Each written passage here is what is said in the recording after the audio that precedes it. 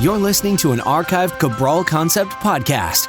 After listening to this show, check out the most up-to-date podcasts available at stephencabral.com/podcasts or search directly on iTunes. And now, welcome to the Cabral Concept, where board-certified naturopath and integrative health practitioner Dr. Stephen Cabral shares how he was diagnosed at the age of 17 with a life-altering illness and given no hope for recovery. It was only after studying and traveling all over the world did he discover how to combine ancient Ayurvedic healing practices with state-of-the-art naturopathic and functional medicine to fully rebalance the body and re-energize it with life. It's time to discover how to get well, lose weight, and finally feel alive again. And now, here's your host, Dr. Stephen Cabral. We are going to go into all of the benefits of vitamin B12. What are some of the symptoms of being deficient in B12, and which one of the 4 different forms of B12 you should be using? So that's one of the most confusing parts, is that we have a lot of different vitamins out there, but it's which vitamin and which form of that vitamin should you take. And a lot of people look at the hierarchy of vitamins. They say, okay, well, this vitamin is better than that vitamin. But as you'll see today, it is the synergy of vitamins that enable the body to balance inflammation, healthy levels of blood sugar, the nervous system, etc. So what I want to do is share one of those vitamins that has such a profound effect on people's life, and one of the vitamins that most people aren't getting enough of in their own food. So one of the reasons why they're not getting it enough in their own food is, yes, they might be getting it from different varieties of food. And of course, if you're on a vegan-based diet, it's going to be a lot harder to get vitamin B12. I've gone over previous episodes of how to get your B12 on a vegan-based diet, but ultimately the easiest way to get it is just to be using a good quality functional medicine version of B12. And I'll talk about that today. It's certainly not expensive, and most people can get it through a really good daily activated multivitamin or a daily nutritional support or something like that. But what I want to go over is, even if you're getting B12 because you're on more of more of an omnivores-based diet, and you have a little bit of everything in your diet or so, you have to understand is that if your digestive process is still not 100%, or let's say that you're on acid blockers, right? Acid blockers are a billion-dollar industry, multi-billion-dollar industry of people taking over-the-counter and prescription-based antacids. So what they're trying to do is decrease the stomach acid. Typically, not a very good idea for the long term. But what happens is this: you are not able to break down and extract as much of the nutrients from your food. Besides calcium, besides magnesium, besides zinc, one of those is B12. So if you become deficient in B12 because of poor digestion, ultimately what happens is you put yourself more at risk for diabetes or diabetic neuropathy, for multiple sclerosis, for Alzheimer's disease, for cancer, and many other issues. Besides the fact that you can create more inflammation in your arteries, which could lead to cardiovascular-based issues being the number one cause of death. So a lot of times we don't look at how vitamins actually function in the body. You have to understand is that your body is actually made up of all of the things that you eat. Now, it's not made up of the broccoli or the chicken or the chickpeas or the fish, right? It's made up of the amino acids, the vitamins, the minerals, the fatty acids. It's everything inside of those foods that our body actually uses to eat, to breathe, to move, to be healthy. I mean, we need to break down all of those different nutrients from our food. So, of course, it starts with a really healthy digestive system. If you have any issues with your stomach acid production, if you have any issues with your flora, meaning that your probiotic balance, so if you have any candida overgrowth, if you have H. pylori in the stomach, if you have SIBO, which is small intestinal bacterial overgrowth, or you have parasites, you have to get that cleaned up. You have to get it fixed up. So how do you know if you have any of those? Well, one of the best giveaways is this. Do you suffer from loose stool or constipation? Do you suffer from bloating after almost any meal that you eat? Do you have excessive gas? Do you have burping? These are all signs that the digestive system is not working properly. So what you want to do is you want to lab test for those. There's no other way to figure it out. I mean, honestly, there isn't. And I'm not against muscle testing. I'm not against a lot of these other natural health factors that people use to kind of look at what's going on with the person's body. I'm not against any of those things. But I'll tell you what, no matter how hard you try, you cannot muscle test for an imbalance of, let's just say, Pseudomonas-based bacteria in the gut. It's just, that's not going to happen. It can give you broad spectrum macro macro-based advice, okay? But I'm telling you, ultimately, if you want to get well, you will stop guessing and you will test either with your local integrative health practitioner, your local functional medicine doctor, or with us over at equilibriumnutrition.com. That's totally your choice. But what I want you to understand is that if you need to find out if you have parasites, we want to do that parasite and bacterial stool test. If you want to find out if you have Candida or Clostridium difficile or any of these things, you're going to want to run the Candida, the metabolism, and vitamins-based test, also called the organic acids test. Those are going to tell you what's going on. If you want to find out if you have a latent base sensitivity to foods, you'll want to run a food sensitivity test. Those 3 lab tests will tell you everything what's going on inside of your digestive system. Parasites, bacterial overgrowth, Candida overgrowth, H. pylori. They're absolutely amazing. And, we use them every single day in our practice, so I can personally vouch for them that they work. Okay, but let's move on past those things. What are some of the symptoms? Like, let's say you didn't want a lab test. Let's just go over some of the symptoms straight away of B12 deficiency. And you might say, why are you singling out B12 for one whole episode? The reason is this, that there are very few vitamins that are going to make a profound difference in your life if you're deficient in them. So if you're deficient in vitamin C, it's life-changing if you start adding in a couple grams of vitamin C a day. I mean, life-changing. It will wake up those adrenals. It's going to improve cardiovascular function, arterial-based function overall. It's going to help boost the immune system. It works for liver detoxification. It recycles antioxidants such as, powerful antioxidants such as alpha-lipoic acid, vitamin E, glutathione. So, vitamin C, yeah, it's a game changer. But so is B12, but differently, meaning like B12 is actually used, believe it or not, for detoxification. I'm going to get into that in just a moment with the methylation process. I'm going to keep this real actionable. I'm not going to get too in the weeds with this. I want you to know why it's important and why you might be deficient. I'll go over the symptoms in just 1 minute. But B12, if you're suffering from fatigue, neurological issues, even sleep issues, I know that it sounds strange that why would we use B12 for sleep? Because B12 is supposed to give you energy. Well, B12 is used for the nervous system. And there's some theories right now and potentially some decent research that shows that B12 might be able to help rebalance the parasympathetic and sympathetic nervous system. And it might actually be able to help with the production of serotonin. So if you're someone that wakes up at, let's say, 2, 3 a.m., maybe worth looking at. Or again, I'm going to go deep into this. So let's get into it now. Let's just go over some signs and symptoms of low B12. All right. So I like to give straight off the bat, one of the biggest ones that we talk about is just weakness and fatigue. If your body is tired, if you're worn out and you feel like it's like deep neurological fatigue, it might be a deficiency in B12. Now, I always tell you, it's never one thing. So, and I agree with that, right? We need to work on the whole HPA axis. And if you don't know what that is, please go back. Listen to previous shows on the hypothalamus pituitary adrenal axis. It's everything with the adrenals, right? And if you haven't read the rain barrel effect, I just consider it required reading. I took knowledge that I've acquired over 20 years, okay? What I did was I put it into a format that I thought was helpful for people to be able to understand how they got sick, how they gained the weight, why they feel like blah, they're just aging too fast, and what to do about it. And then I put it into exactly what I've been doing in my practice now for many, many years and helped over a 250,000 appointments that we've seen. So I want you to read that. Again, all the profits go to charity. I don't keep one penny from that book. So all sales, and the reason I want to do that is because I want to be able to promote that and wholeheartedly promote it as required reading for why we're just feeling so sick and fatigued and run down. So you need all the vitamins, right? That's a big part of it. But B12, for fatigue, we need it. We need it for our nervous system.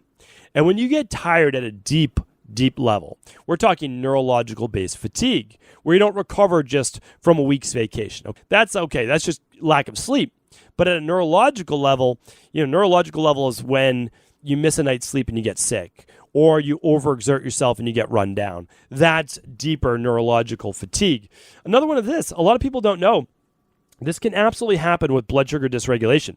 But if you get pins and needles in your hands or your feet when just seated for a while or in one position, could be low B12. It really can. B12 helps protect the myelin sheath of the nervous system. It's a big thing. If your nervous system's inflamed, you might need a little extra B12. Look into B12 and MS. Really important. Again, I can't give you everything in one podcast, but I want to get you started. The other thing is this. When I look at B12 and I look at just balance-based disorders or people's tendency to be almost like discoordinated. I don't even know if that's a great word to use or if it's a word at all. Discoordinated, uncoordinated, that's probably a better use. Look into B12. Okay, that's a big one as well. And it goes for children and adults. There's a lot of children with B12-based deficiencies. One of the biggest ones we see, and we're going to come up in just a minute, is children with autism. I mean, not only do they need B12, but they need the methyl donors of methylcobalamin. And I don't want to give it away because there's 4 forms, but it's a super important one. Another one is ulcers in the mouth. We look at that a lot. And if there are even little red dots along the tongue. If you didn't check out my podcast on tongue diagnosis, go back and check that out. I did a previous podcast. We'll try to link it up for you today. Why don't we make it easier? Head on over to stevencabral.com/1390, and we will embed the show there on tongue diagnosis. All right? Pretty interesting stuff going back to Ayurvedic times. Another one, dizziness, lightheadedness, fatigue from maybe being short of breath. This can be a form of anemia, low B12. Any type of vision-based issues, okay? Important to look at that. B12 acts as a powerful, it can even act as a free radical-based squelcher. So we'll put it in almost like the antioxidant category as well. But look at that in terms of optic neuropathy.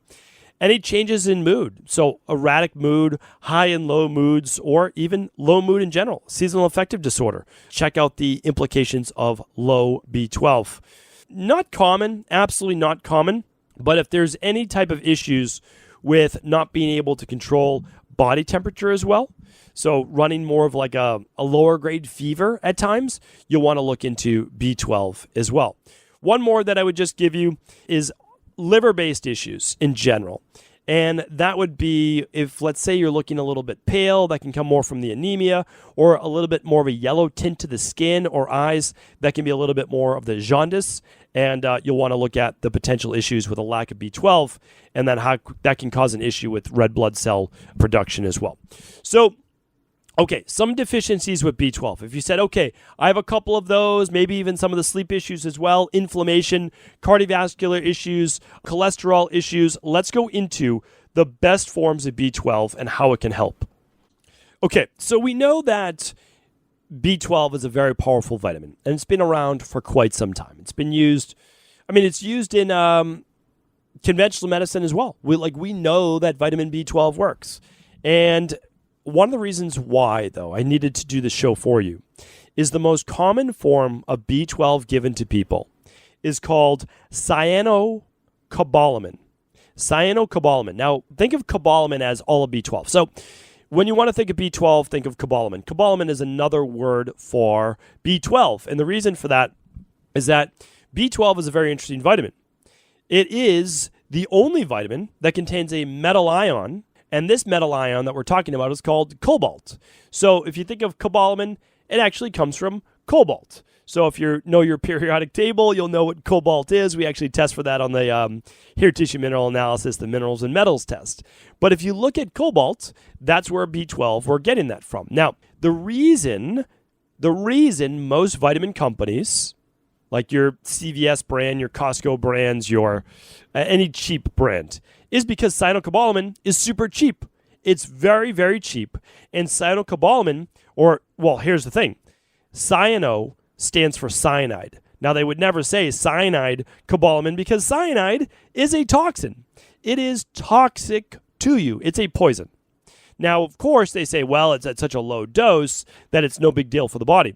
But here's the thing, it is.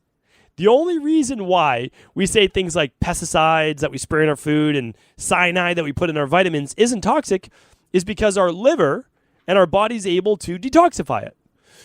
But it uses up glutathione.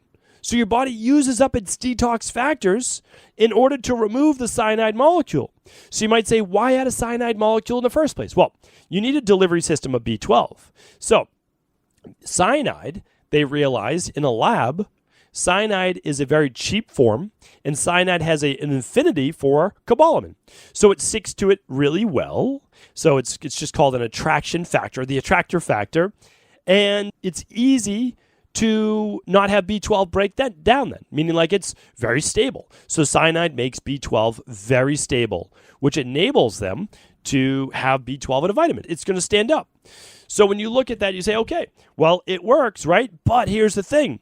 When you take in cyanocobalamin in your body has to cleave off the cyanide molecule. Then it has to detoxify the cyanide from your body. And if you have an autistic child, this is detrimental to them because they're already most likely lower on glutathione. Their liver detox pathways already are probably compromised. So this is very detrimental. I mean, this is very, very dangerous stuff. It really is. Just because it's at a lower dose doesn't mean that it's okay for you. Now, if we go to the next form, and the reason why I want to jump right to this form is because the way that you're going to detoxify the cyanide molecule is through methyl-based donors, right? Methyl donors. It's the methylation process that allows the body to move through phase 1 and phase 2. Okay, and I've talked about that.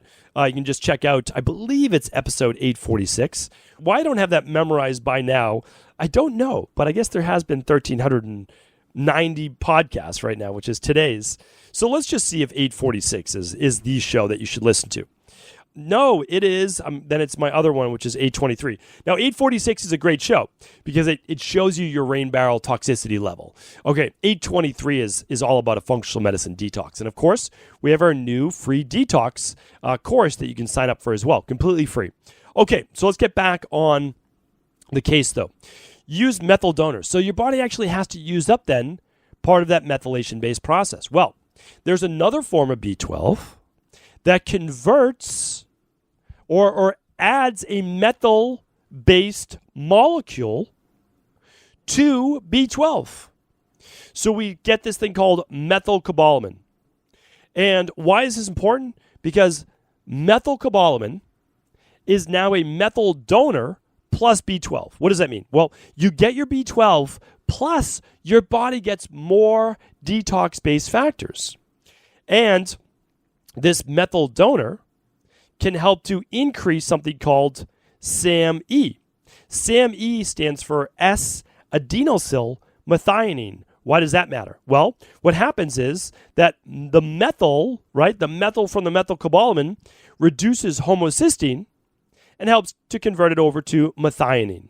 Why does this matter? Well, when we get inflammation of the arteries, we can lab test for that, and it shows higher levels of homocysteine, which is why clinically, if you go to your doctor and you get your annual blood work, and I've gone over this before in a previous podcast, you can just type in homocysteine at stevencabral.com/podcasts, and you come back above a 9 for homocysteine, you're going to want to increase your methylfolate and your methylcobalamin. Get more methyl donors back into the body to help potentially decrease your homocysteine levels. So really powerful stuff. We're not just getting B12 now, we're giving the body more methyl-based donors, which is used for detoxification and reduction of homocysteine. So pretty powerful. Methylcobalamin is something that works in 99% of people. We're going to go over that in just a moment. So I'm going to come back to methylcobalamin in just one moment. So many studies on methylcobalamin, all the way from about 1,500 about 1,000 micrograms a day, all the way up to 6,000 micrograms a day. It shows everything from improving fertility, especially for men, improving sperm count. It looks over deficiencies in weakness and hand grip, especially which happens with aging. It looks over HIV. I mean, cancer. You can just type in B12 and cancer benefits, B12 and MS benefits, and just you'll be able to see these on your own. Remember, it's my job to introduce you to this information. And then from there, you can just go wild with it. You can take it to that next level. All right. So the next one I want to go over, the next form of B12 is hydroxycobalamin. Now, hydroxycobalamin is found in many B12-based foods. So it's important, but it's inactive. That's the thing I want to share with people. It is inactive. So in my opinion, still better. Hydroxycobalamin is still better than cyanocobalamin because there's no cyanide molecule. There's nothing to detox. However, when you put hydroxycobalamin into the body, you do need to ensure that you're getting the methyl-based donors to properly process and use the B12 itself. Because once it comes into the body, it still needs an activating based component, which is going to be the methyl or the adenosyl, which I'm going to talk about the last one in just a second. So it's an important to look at. The other thing I'll just say is that a lot of the reasons why we don't use hydroxycobalamin is because there is an issue if you already have cyanide in the body, or if you have higher levels of nitric oxide in the body, or nitrous oxide in the body.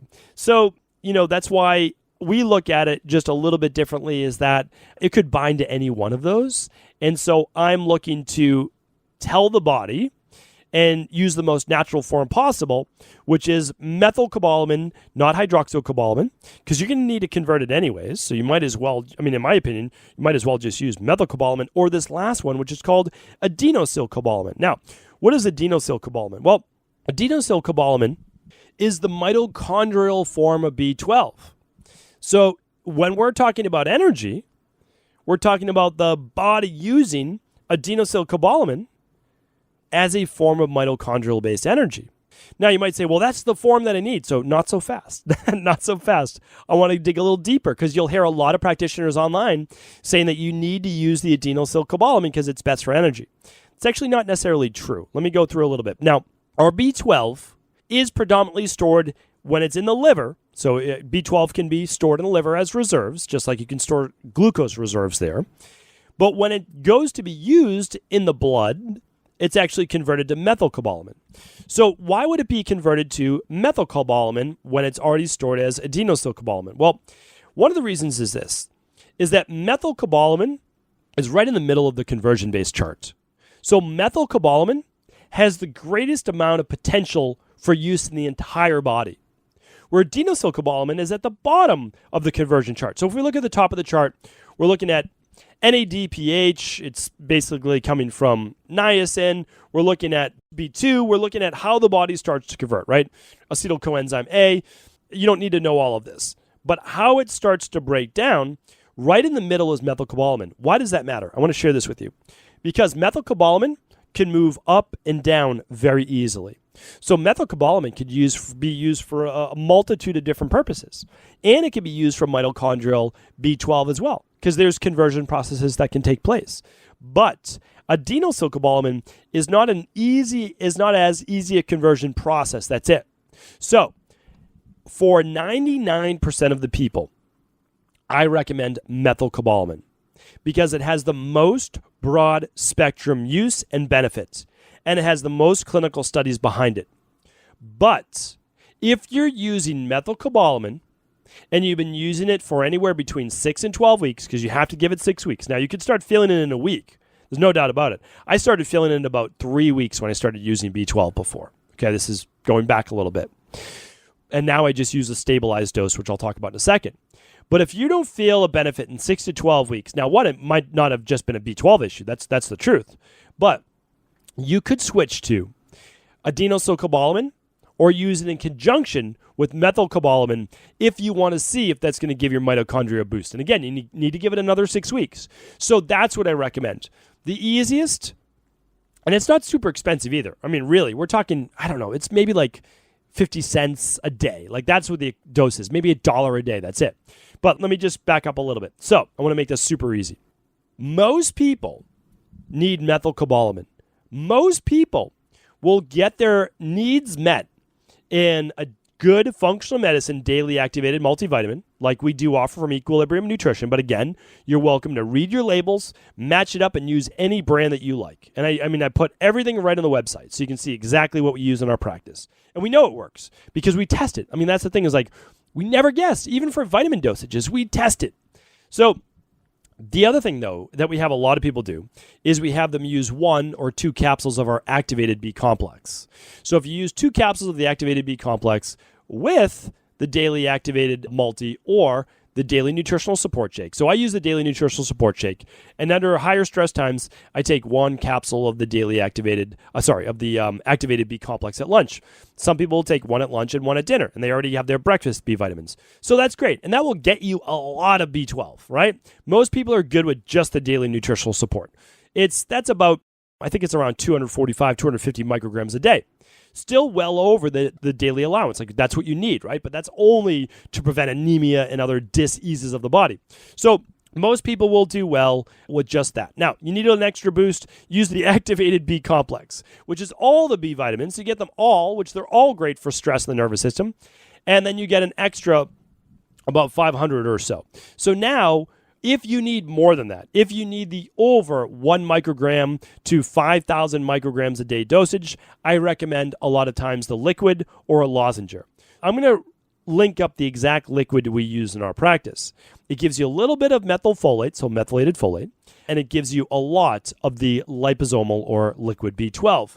So I'll link that up here for you today. It is the methyl-based version, again, which 99% of people are good with. Who isn't good with it? Well, 1% of the people, less than 1% of the people who have a genetic disorder where they're not able to convert to adenosylcobalamin for the mitochondria. So again, most people won't be there.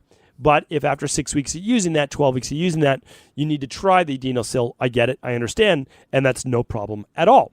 So that's what I wanted to recommend to you today. Again, B12 is a very powerful vitamin. We all need it. We really do. We all need vitamin B12, and you just need to find the right dosage for you. Most people will be good with anywhere around 250 to 1,000 micrograms a day maximum, and some people for a clinical dosage might have to go over that. So hopefully today's show was helpful. Hopefully now you realize the best forms of B12. You also know the toxic form of B12, never to buy. Share that with your parents, share it with your siblings, share it with your coworkers. No cyanocobalamin. Again, if this show is helpful, please do feel free to share it with anyone you believe it can serve. All links will be available today at stephencabral.com/1390. Ever wonder what the best sauna, blue blockers, sleep trackers, wake lights, salt lamps, or other health gadgets are? Or what about the top non-toxic mattresses, sheets, soaps, bath products, toothpaste, and cookware? Or would you like to know the cleanest choices for hemp hearts, meal delivery services, supplements, and much more? I personally curated, researched, and now created a resource page of all of my top picks that continues to grow each week. These are the exact products I use in my own life, with my family, in my private practice, and they're the ones I trust. To find out all of my up-to-date recommendations and all the details, simply head on over to stephencabral.com/resources.